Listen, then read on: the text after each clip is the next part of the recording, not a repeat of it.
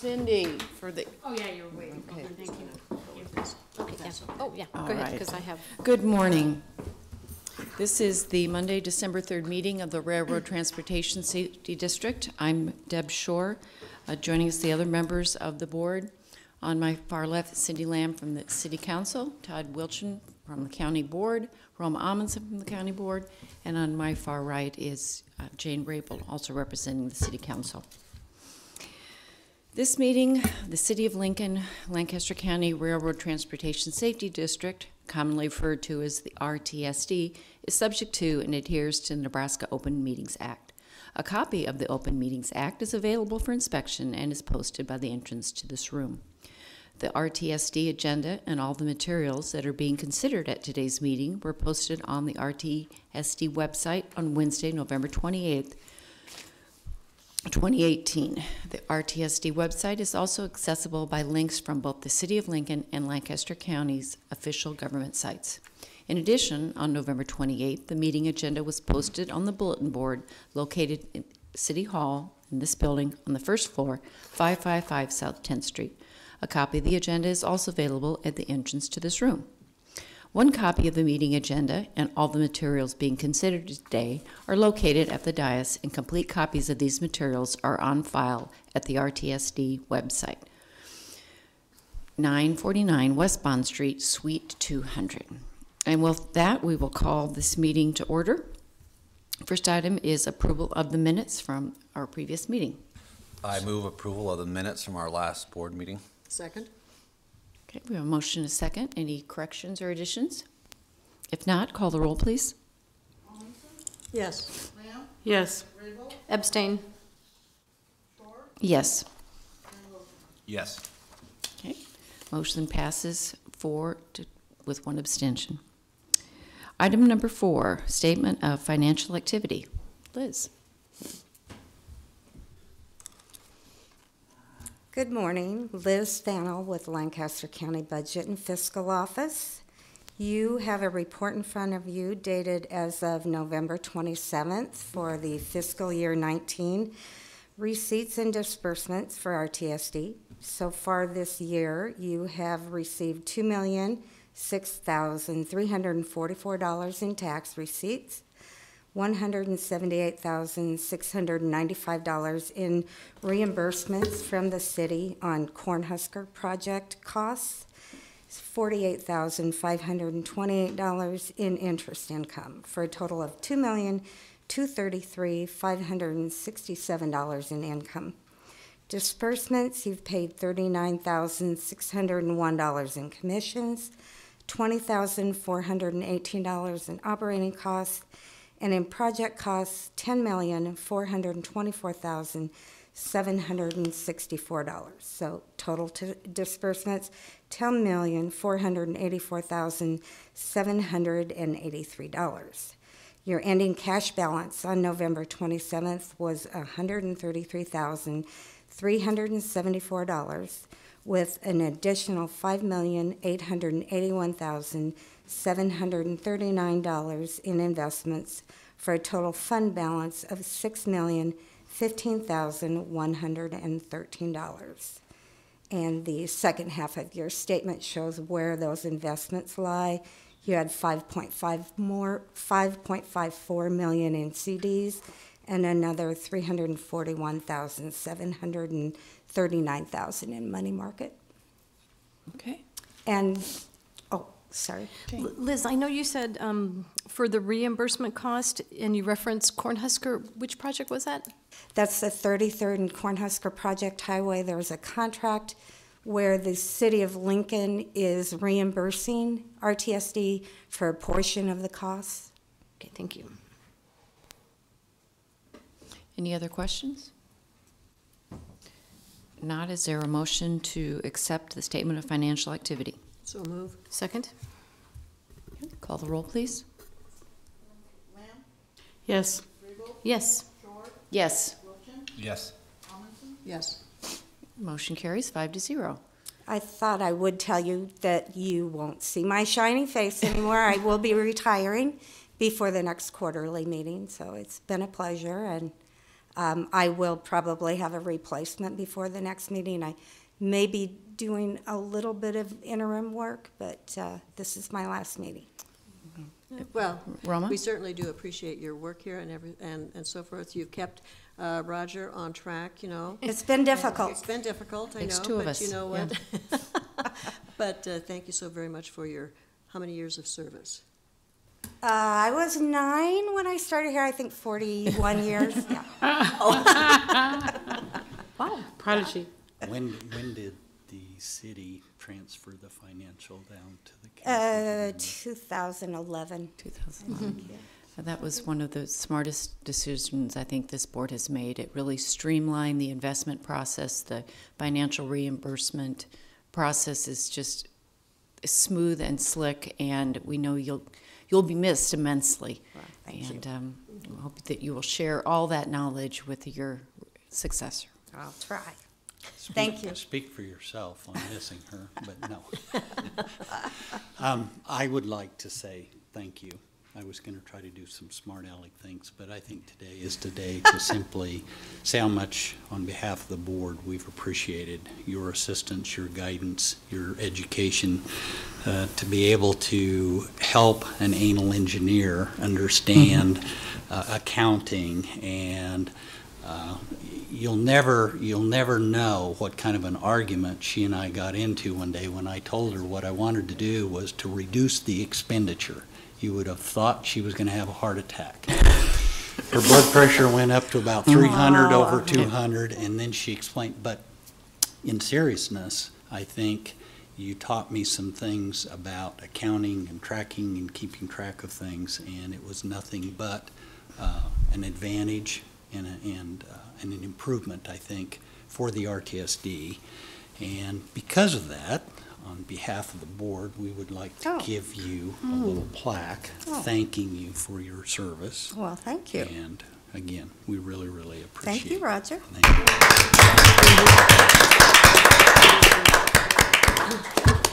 And thank you, Liz. Item number 5, report regarding current budget status. Okay, also in your handout, and I will pull it up on the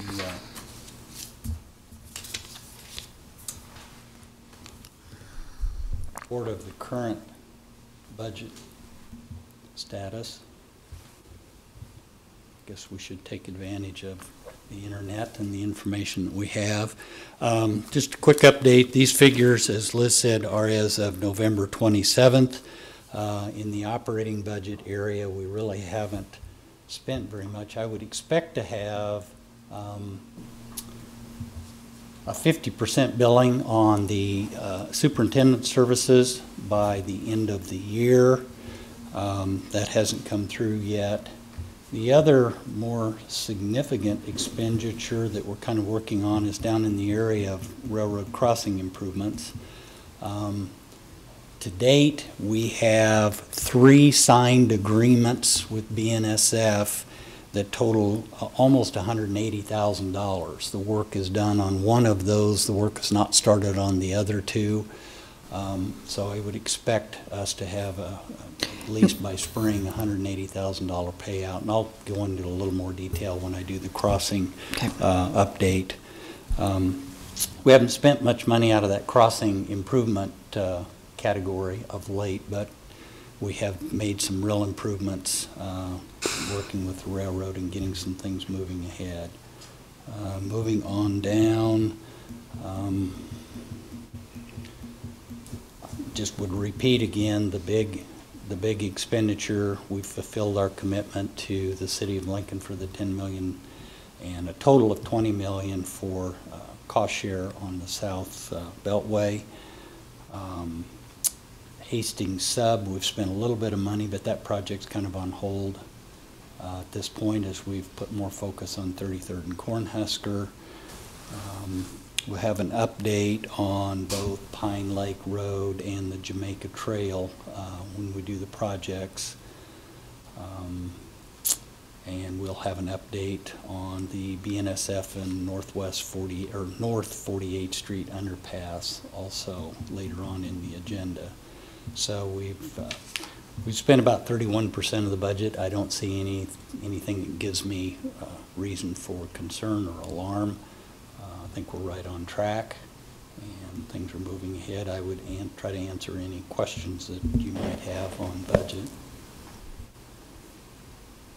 The OPPD at Pine Lake, will we see any significant expenditures this fiscal year, or will that not be carried over? Possibly. Zach will give us an update. The city is here to tell us where that project is and just where they are in negotiations with OPPD.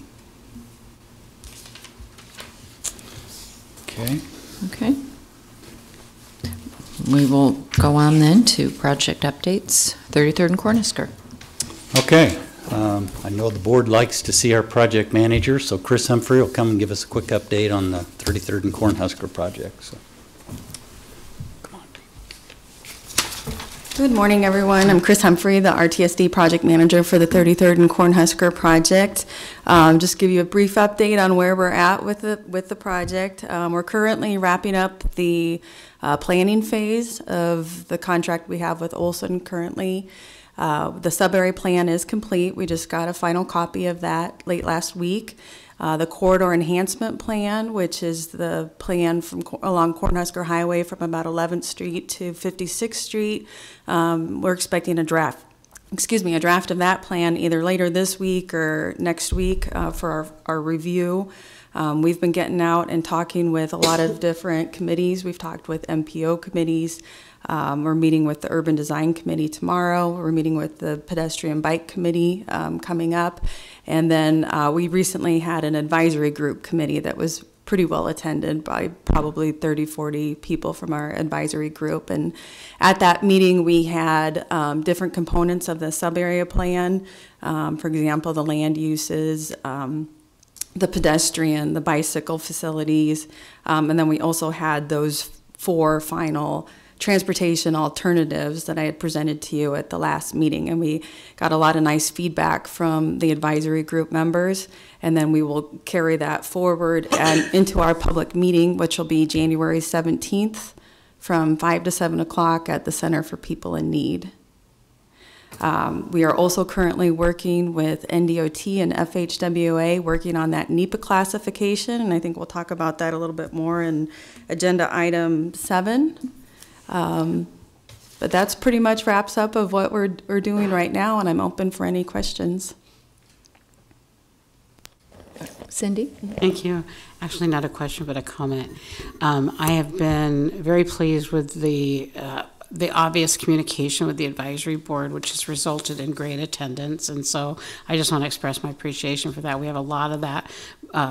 Advisory committee is people from Northeast Lincoln and business owners, so I have appreciated their participation very much, and I think they have been very participatory, and so I appreciate you guys making sure they know where they should be and when, and making items available online.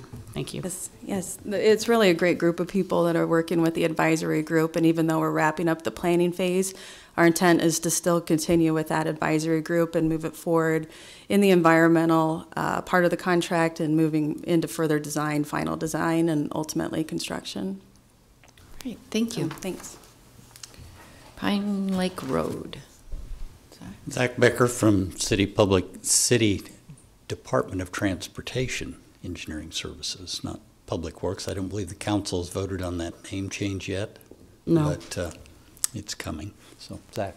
Zach, good morning. Good morning. Thank you. I'm Zach Becker with Public Works. I'm a project manager. I've been working on Pine Lake Road project for the last few years, and want to give you an update with the agreement we have with OPPD on that project. As of late October, the City of Lincoln put together the final draft of the agreement that we'll have with OPPD to rebuild the crossing there on Pine Lake Road. We've been following up with them just to see what the status is. We don't have an update as of today, but we're checking in with them regularly over the last 6 weeks, and we'll continue to see what their status is with that document. What I expect to occur is the crossing itself will probably be rebuilt sometime in spring or summer of 2019. So the actual construction will occur, and the expenditure, the money that's part of the interlocal agreement between RTSD and the city, I hope that we'll have that expended before the end of the next fiscal year for you. I can't predict that for certain, but we're hopeful that it's going to happen. So for certain, the construction of that crossing will occur in 2019 because that project is scheduled to be complete in fall of 2019. So the construction will happen in 2019 regardless. I'm hopeful it happens before the end of the fiscal year. So I would too, for someone who lives in that area. It certainly has changed the traffic pattern to Yeah. have Pine Lake closed. Todd? Just for my personal education, I guess, what would be done first? The construction of the crossing or the construction of the roadway? So it's going to happen concurrently. The roadway project is a 2-year project. It's been designed as a 2-year project from the start. So currently we're in year 1. We're very, very close to wrapping up, and we're going to reopen a portion of the roadway still this year, I hope before Christmas. At the end of the winter, when it's favorable conditions again, we're going to close the road again and finish phase 2 of the roadway project. During phase 2 of the roadway project is when the crossing itself is going to be reconstructed. And phase 2 of the roadway project is total closure of the roadway, which allows them to rebuild the crossing, without any traffic. So the crossing itself can be reconstructed really any time from when we close the road till when we open it in September. Our hope will be that we work with OPBD and they'll want to get in there in the spring right away and just be done, and so that we don't have to worry about it anymore. So, Thank you. mm-hmm. Any other questions for Zach? Thank you very much. Mm-hmm. Thank you. Jamaica Trail. Well, my notes say Sarah Hartzell from Parks would be here, but not being here, what I would simply indicate is that we had an approved interlocal agreement for an expenditure on a budget for $200,000 to help with the engineering contract, the design work that Parks would be doing with their consultant Olson this upcoming year. And we did receive an invoice and a certification that they signed that engineering contract. The RTSD paid over that contract amount was $198,500. And so I'm sure Sarah would simply say that they're working diligently on the design, and we can get another update as we go into March and on into the summer. But design work is what's going on now, and the RTSD has paid its commitment. Seeing no questions, we'll move on to crossings. Okay, several things. Maybe just briefly, some minor repairs. I do think that BNSF got out and did some minor repairs at Southwest 142nd, West Woodsroad Road, and West Parker. They were just maintenance in nature, not really replacing those crossings. I also saw a note in the county street closures where they had done some work on West Old Cheney as well. So I think the railroad is trying to do a job of keeping up the maintenance and keeping the repair up so that there aren't problems with cars crossing the tracks at those locations. In the city, as I said, we've had a little bit more activity. In the middle of November, the week of November 13th, BNSF came in and completely rebuilt the crossing at 33rd Street south of Cornhusker Highway. So that's got all new foundation, rock, ties, rail, concrete panels. That work is completed. The city then also partnered with them and the RTSD to do about 100 foot or so of new asphalt resurfacing on either side of the tracks to make that smoother for folks to get through, and hopefully that will keep that crossing in reasonable condition till we get our 33rd and Cornhusker project ready to move ahead. There is still sidewalk in the provisions of replacing the crossing, and knowing that we've got a number of years before that's closed and pedestrian and trail accommodation is done. I've worked with the city and with the railroad to provide and install sidewalk on the west side of 33rd Street across that crossing for pedestrians until such time as that's closed. That sidewalk work and some additional crossing work still has to be done. Planning on meeting the city and the railroad there this Friday morning, to review those plans and see whether or not we could still get that sidewalk done before winter. The weather's not real good for concrete work, but working on that. That new crossing was approximately $110,000, not counting the asphalt and not counting the sidewalk. In the RTSD's current agreement, we're obligated to $55,000 for that crossing. Then there'll be some additional for sidewalk and some additional asphalt. Two other crossings that we currently have signed agreements for are along Highway 2 at 27th Street and at 48th Street.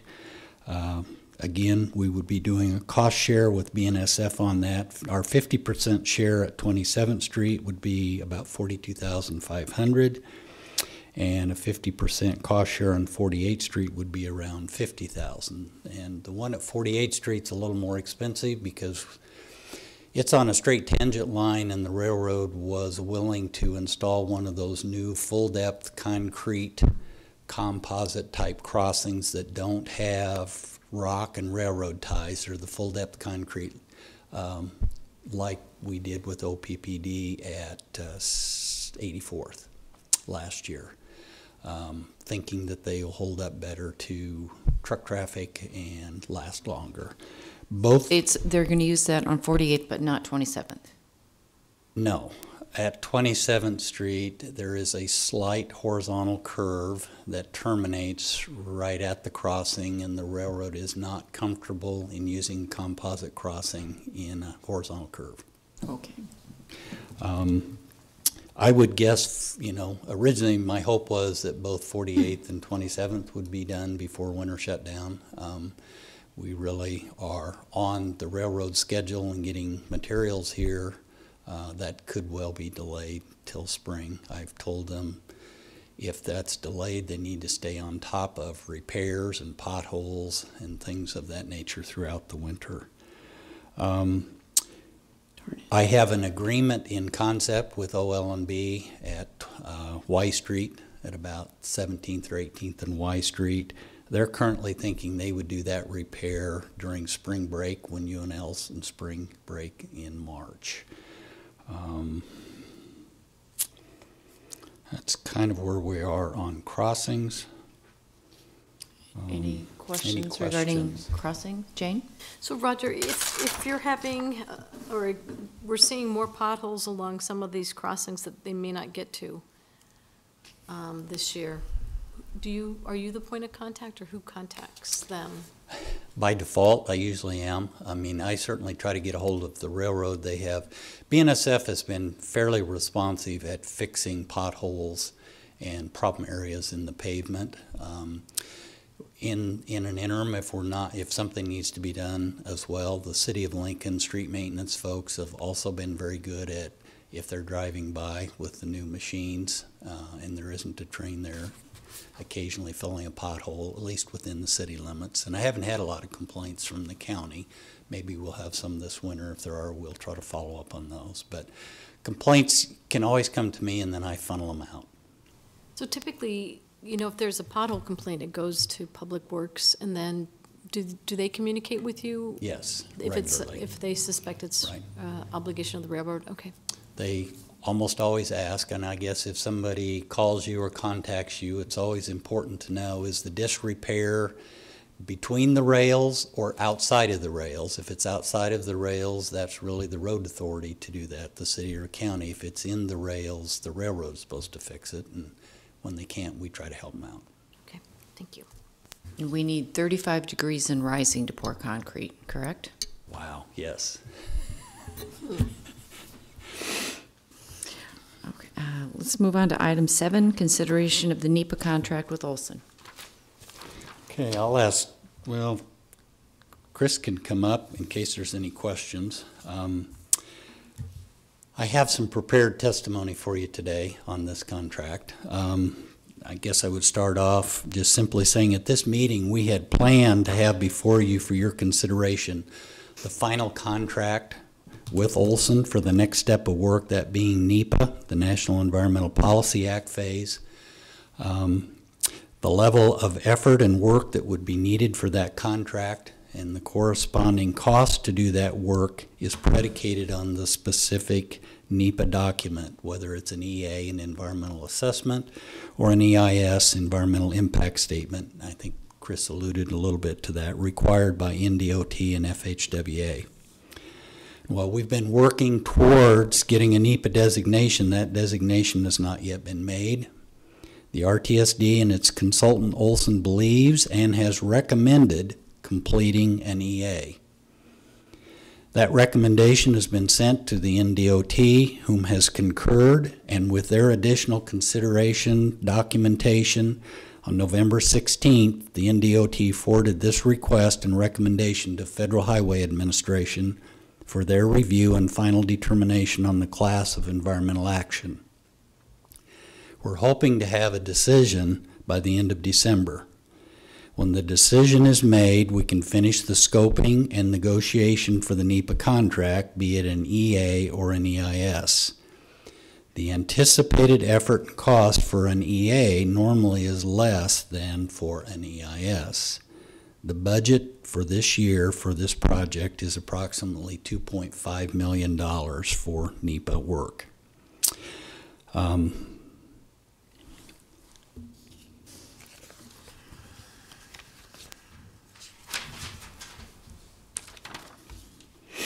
I made a revision to things and didn't bring it with me. We really have three options in moving forward. We can wait till the March meeting to approve a contract. We could call a special meeting when the contract is ready. Or the board could choose to authorize the board chair to sign the contract when ready with several conditions met. I clearly believe that time is of the essence, and option one, waiting for March, is not a good option. I know we'd have a contract ready, but we are making good progress on this project, and delaying or stopping work at this point in time and waiting for March, I don't think is a good thing to do. We need to keep our momentum. Calling a special meeting when the contract is ready is always an option. There's additional cost, conflicts that come with that, trying to find a time that the board can meet and getting here. So that would not be my recommended option as well. Authorizing the board chair to sign the contract when ready with several conditions met, I think is a good option. And certainly, you know, you can ask us questions we can further discuss, but I do have a motion prepared with those conditions for the board's consideration, and that is my recommendation, Chris and my recommendation to moving ahead. So with that, I'd open up to questions. Todd? Well, I have a few. So first, I guess, just the basic, walking us through the difference between an environmental assessment and the environmental impact statement. I know that the EIS is much more, I guess, in-depth because it has to do with a lot more of the environment, you know, the impact that it will have on the environment. But can you kind of explain what the, I guess, what the real difference is between the two?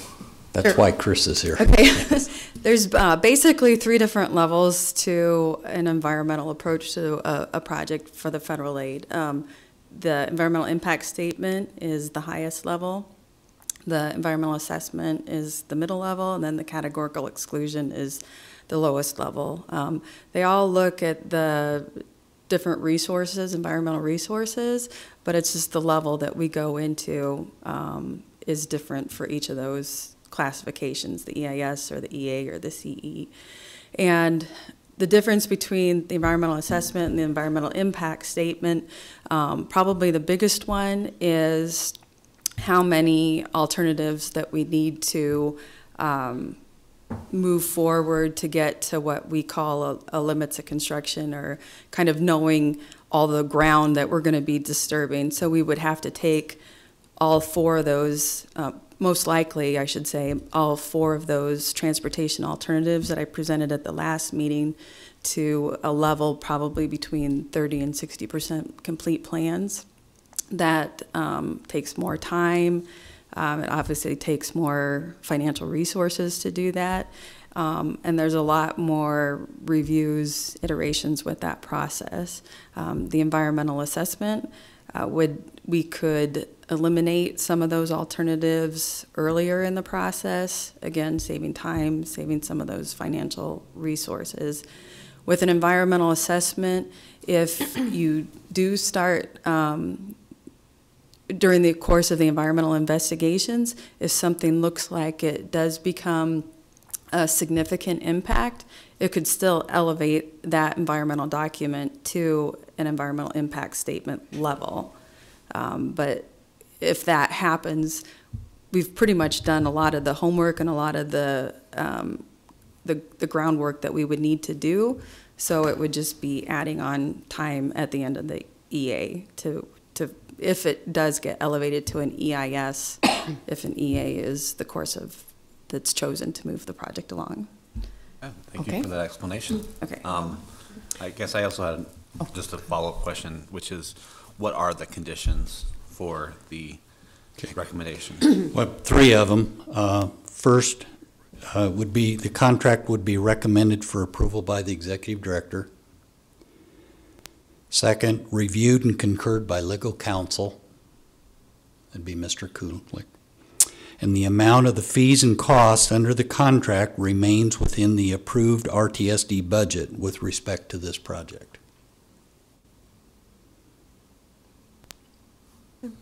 Well, with that with those conditions, which I do understand, I would just move that we authorize the chair to sign the agreement. Second? Well, did you mean the chair or the executive director? You're the executive director. The contract would be signed by the chair. Okay. All of our financial documents, typically, they're attested by myself, signed by the board chair, and checked and reviewed by legal counsel. So, Hold, we have a motion, and we need a second. I'll second it. Okay, Jay? For clarification, so you anticipate hearing from the federal government by the end of this month, right? yes. On the determination of whether it's going to be an EIS, EA, or just exempt.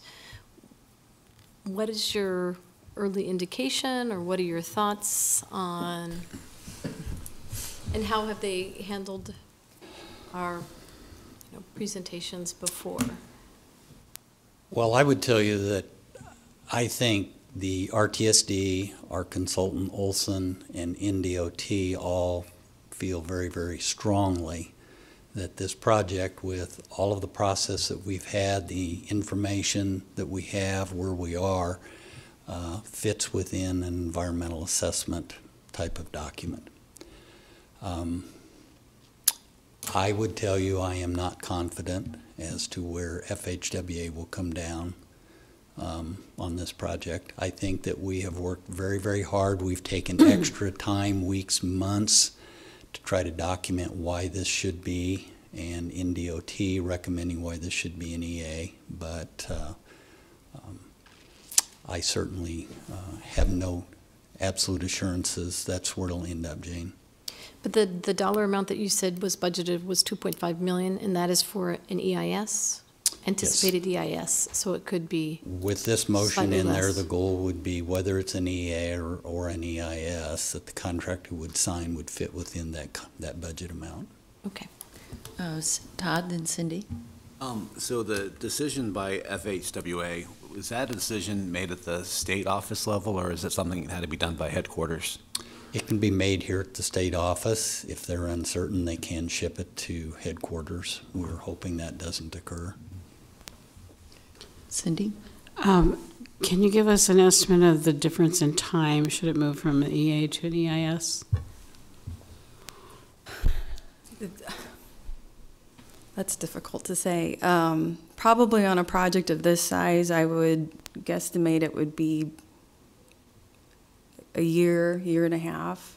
A lot of that's additional review time, You know, we do at least have some control over pushing for the design, but the review time is somewhat out of our control. It's reviewed by a lot of different people, a lot of different agencies, not only FHWA, but other federal resources that we'll be coordinating with.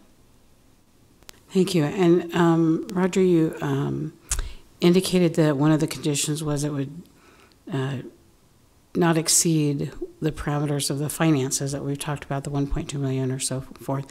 What is the range that we could expect if it's an EA versus the EIS? I think that's also difficult to do. I can give you some numbers. Could it be between 2 million and 2.5? That's what's made this a challenge, not knowing which level of effort is required. You really can't cost that out. You know, you've set in on some of the negotiations in the past, and just as Chris was saying, if we are able to take one alternative forward that we do design on versus taking 4 of them, and they've got to do design and plans and limits of construction, we haven't seen that scoping. I suppose that's a range. Certainly could be more or less than that. But. So, because as you can imagine, my concern is moving forward I'm hearing that it's going to depend, the scope is going to depend on which of those two. And because we haven't been able to define the scope yet, we don't have exact numbers. And so I have some hesitance in okaying a contract that we don't have specifics on. Sure.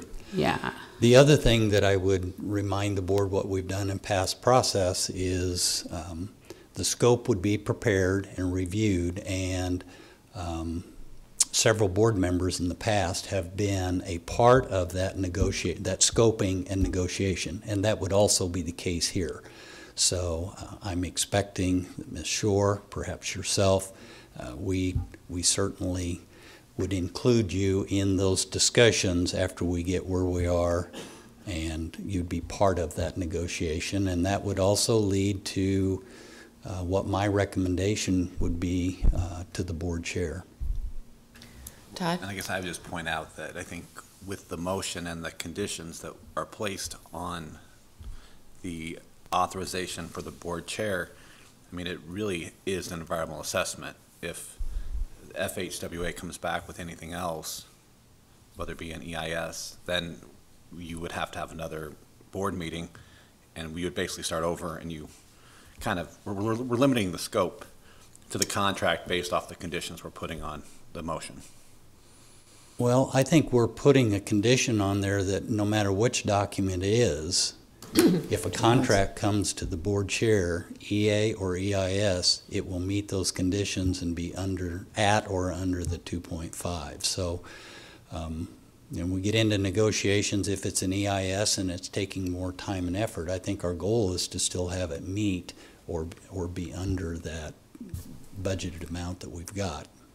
So the scoping would occur after the point we hear. FHWA will make their determination. At that point, we will direct the consultant to go ahead and scope out what they believe the level of effort and work would be. Then we typically sit down and we go through and carefully discuss the work, the effort. Do we need to do this? Do we not need to do that? We kind of agree on that. Then the cost to do that work is applied, and we see what that number is. And then we can choose to, if it seems reasonable and we have the budget, we can move ahead there. If we don't have the budget, or at times we think that is more than what it should cost, we sit back down and discuss reducing some of the hours or level of effort or some of the activities that we've done in the past to bring it in line with the dollar resources we have. Roma? I really think that the two conditions that you have, when it has to be, you know, the executive director would come forth with a recommendation. It also has to be approved of by the council, those different sorts of conditions. So as far as I'm concerned, I think that would be what should put our minds to rest. Okay. Cindy? Yeah, under those conditions, just to clarify then, if it was to come in at a rate higher, cost higher than what we've anticipated, then it would come back to this board. Yeah. Yes, we'd have to come back to the board and review what our options are. Thank you. Jane? So Roger, have you ever had to appeal a decision that if it came back for the full EIS, whereas based on some of the engineering recommendations that it really only warrants an EA? I mean, I don't know that we've ever done that. I believe the effort to appeal and get them to change their mind end up costing you more time and more money than just doing what they say to start with. I might say I think it would be futile to try that, and I'm not sure there is a true appeal purpose or process. Yeah, I think the ultimate decision lies with FHWA. Okay. And while I'm concerned about budgetary impacts, it's also the additional year, year and a half, 2 years that's frightening. Is there anything that we could be doing, calling on our federal delegation to make calls of support or letters of support on our behalf? Is there anything that we can be doing as a board or as a community to express our support for the EA? I'm not sure there is. I think we have done some of those communications. We've worked closely with the administration at DOT to try to have the best possible outcome. Thinking back at times when we have gone the route politically up and over and back down, sometimes that has a tendency to further exacerbate the issue at the local level. I think we've tried to establish a stronger relationship and trust and communication with the division administrator and his staff here in Lincoln. They are solidly behind this project. They want this project to succeed, so I am hopeful. But whenever you're done, I would be glad to read the motion with the conditions again, just to make sure that everyone is clear on that, if you wish. Because I think Roma made the motion, Todd seconded, but for the record, if you'd want to reread it before we vote. The RTSD board authorizes the board chair to sign the final version of the contract for this NEPA phase of work, provided the proposed contract is recommended for approval by the executive director, reviewed and concurred by legal counsel, and the amount of fees and costs under the contract remain within the approved RTSD budget with respect to this project. Any final questions? Call the roll, please. Yes. Yes. Yes. Yes.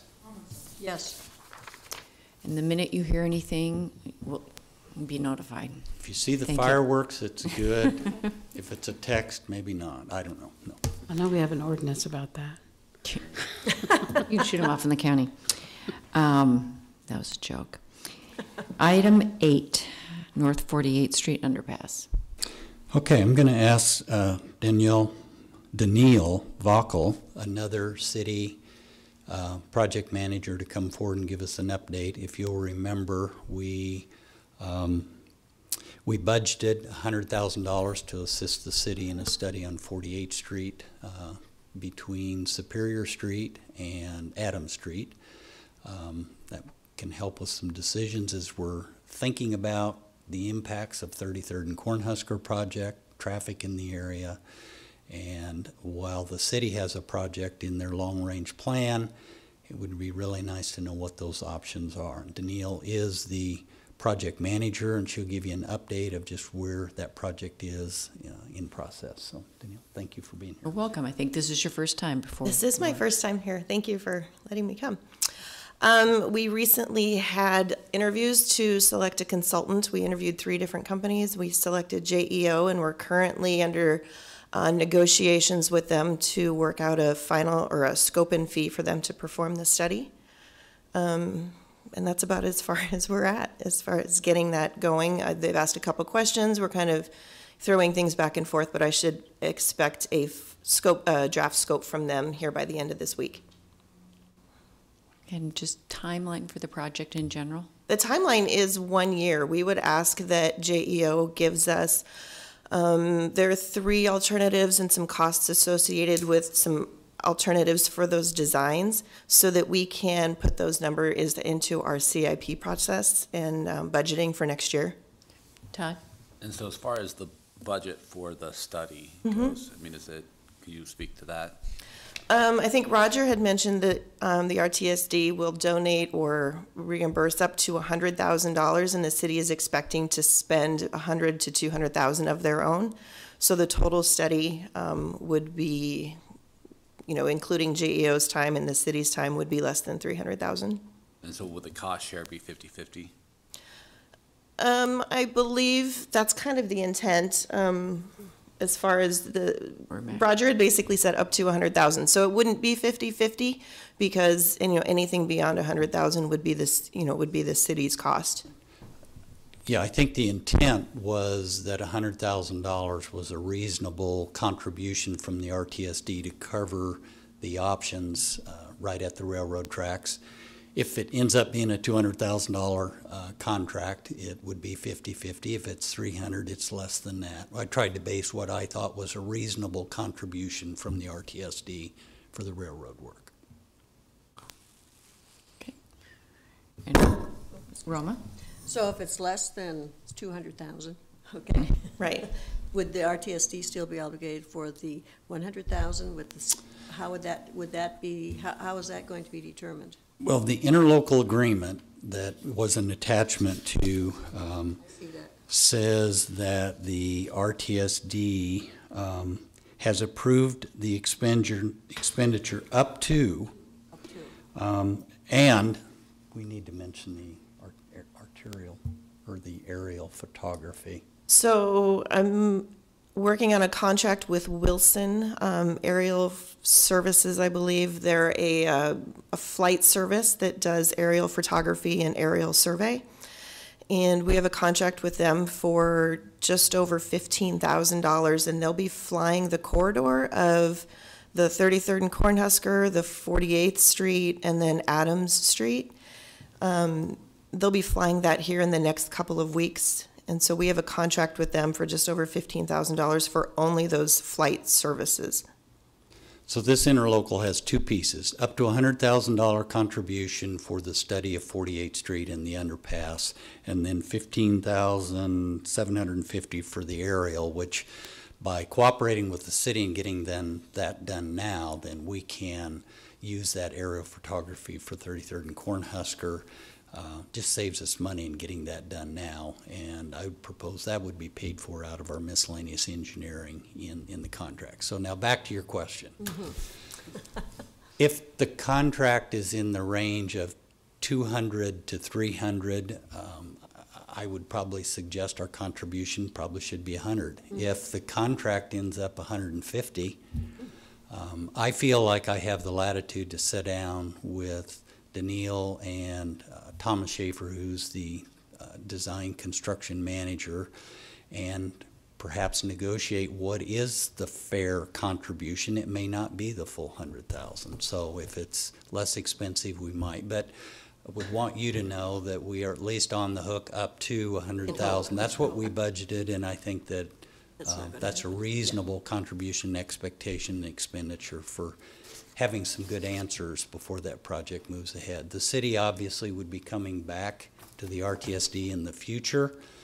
If that project moves ahead for whatever work is required with the railroad at that location, would probably be asking the RTSD to fund that portion that's related to the railroad and bridges. So again, you do have an interlocal agreement in here, and you'd be authorizing that expenditure at the appropriate time when we know that they have a contract and have done some of the work. Is there a motion to approve the interlocal? So moved. Second? Motion is second. Final questions? Call the roll. Yes. Yes. Yes. Yes. Yes. Motion carries 5-0. Thank you, Danielle. Thank you for being Thank here. you. We'll look forward to seeing you frequently with updates. Item 9, upcoming RTSD meetings, alternating Mondays and Tuesdays, as we historically have. Yes, So, and I just would remind everybody, there's no way to exactly know where you are, what you're going to be doing, perhaps some board changes, both at county level and city level between now and May.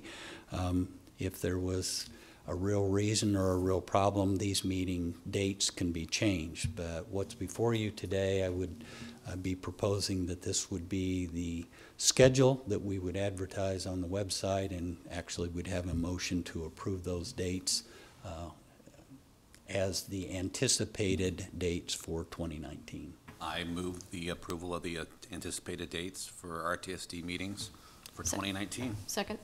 Call the roll, please. Yes. Yes. Yes. Yes. Yes. Motion carries 5-0. At this time, we'll take public comment or any additional non-agenda items that need to be discussed. Seeing none, I have a None? couple things. First, I just would let you know that I had an opportunity to brief ProRail Nebraska December 1st, Saturday morning. They held their meeting, and give them an update on the Hastings sub-relocation possibility. It's obviously setting without much activity right now, simply because 33rd is the priority for. And also they were interested in the South Beltway, so I updated them on the RTSD's contribution. And thank you to Randy Hoskins for PowerPoint and information on the status of the South Beltway and just where it is. And then Bob Kozelka is on our advisory committee. He's a member of ProRail Nebraska, and he shared quite a bit about the advisory committee and the process and where things are, and gave them an update just on 33rd and Cornhusker. So at this point, I think ProRail Nebraska is an advocate certainly of 33rd and Cornhusker, and an advocate of not removing trains and rails and lots of other locations, but we'll continue to work with them. The other thing I wanted to do today, realizing this could be the last meeting there's always assignment changes at the board, but certainly today would be Todd Wilson's last RTSD board meeting, and I wanted to extend sincere appreciation and a thank you from myself and the other board members. You came on at a time when there was more than a little conflict between county commissioners, city council, finances, levies, just some of that interaction. And you were a calming voice, you stepped in, and in your tenure here, certainly those conflicts were resolved. The RTSD is solid and whole and financially secure. Thank you to your efforts from doing that. You were also a strong advocate for Northeast Lincoln and the county for the 33rd and Cornhusker project. And serving as executive director, you just were respectful, easy to work for, knowledgeable. I think that a lot got done, and with your leadership and help on the board is much better off, and the RTSD is much better off for your service, so thank you. Well, I appreciate that, Roger. And yeah, I do remember when I was running for office, one of the challenges that was facing this board was the conflict between the city and the county, and that was something that I had made a goal, a conscious goal to resolve. And I'm glad that over time we were able to, as a county board, stop utilizing the RTSD levy, and now fully restoring that. Not only did we fully restore it as we had promised, we actually did it ahead of schedule.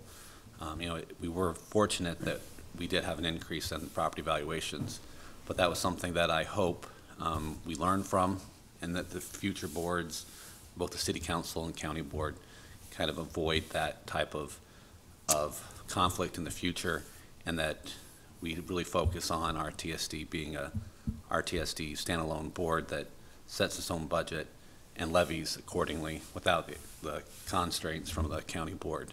And so I do appreciate working with you, Roger. We wouldn't have been able to accomplish that without your leadership, so.